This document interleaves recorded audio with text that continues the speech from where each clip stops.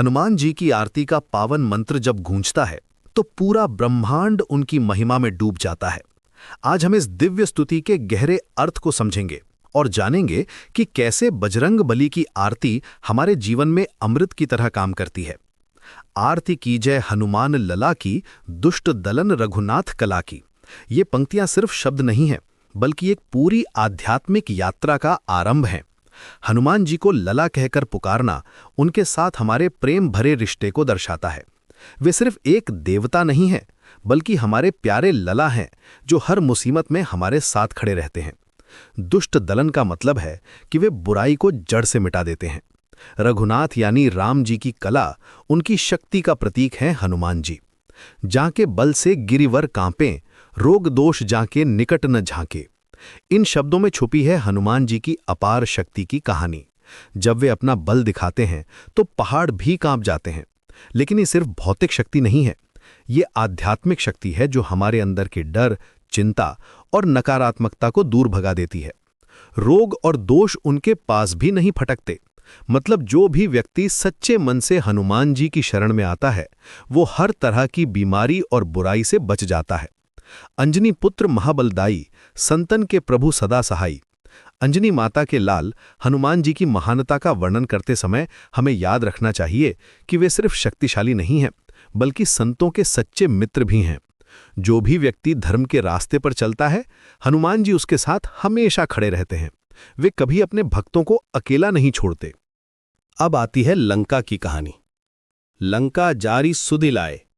जब राम जी ने हनुमान जी को सीता माता का पता लगाने के लिए भेजा, तो उन्होंने ना सिर्फ सीता जी को ढूंढा, बल्कि पूरी लंका को जला दिया। यह सिर्फ एक कहानी नहीं है, बल्कि इसका गहरा मतलब है। लंका यहां अहंकार और बुराई का प्रतीक है।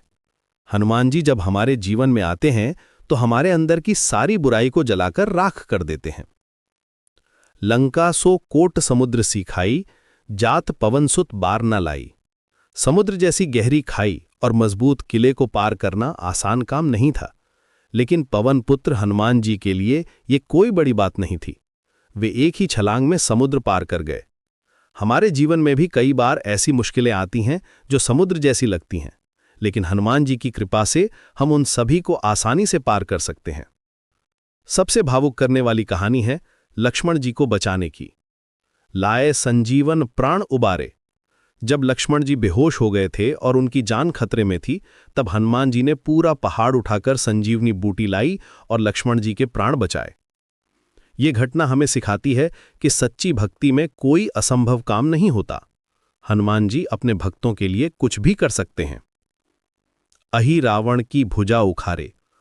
पाताल लोक में जाकर अहिरावण को हराना भी हनुमान जी का एक महान कार्य था। जब राम और लक्ष्मण को अहिरावण ने पाताल लोक में कैद कर लिया था, तब हनुमान जी ने वहां जाकर अहिरावण का वध किया और दोनों भाइयों को मुक्त कराया। ये कहानी हमें बताती है कि चाहे बुराई कितनी भी गहरी हो, हनुमान जी की शक्ति उससे भी गहरी है। हनुमान जी की खासियत ये है कि वे अपने बाएं हाथ से राक्षसों का संहार करते हैं और दाहिने हाथ से संतों की रक्षा करते हैं। ये दिखाता है कि वे न्याय के देवता हैं, बुराई के लिए कठोर और अच्छाई के लिए कोमल। जय जय जय हनुमान उचारें।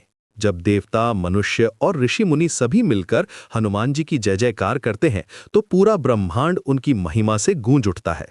ये सिर्फ एक मंत्र नहीं है, बल्कि एक ऐसी आवाज है जो हमारे अंदर सकारात्मक ऊर्जा भर देती है। आरती का अंत इस वादे के साथ होता है कि जो हनुमान जी की आरती गावे, बसहीं बैकुंठ परम पद पावे। जो भी व्यक्ति सच्चे मन से हनुमान जी की आरती गाता है, वो वैकुंठ धाम को प्राप्त करता है और परम पद पाता है।